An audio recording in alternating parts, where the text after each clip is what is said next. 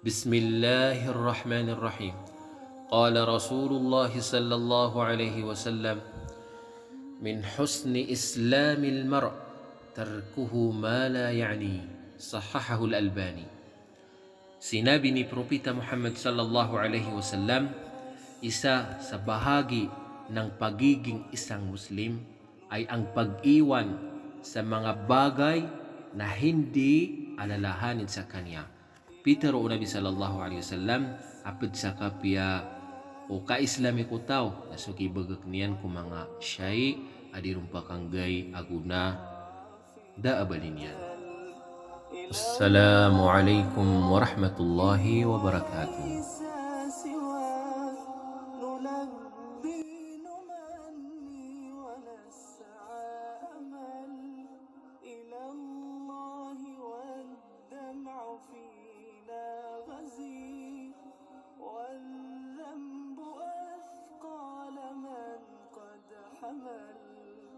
والذنب أثقل من قد حمل إلى الله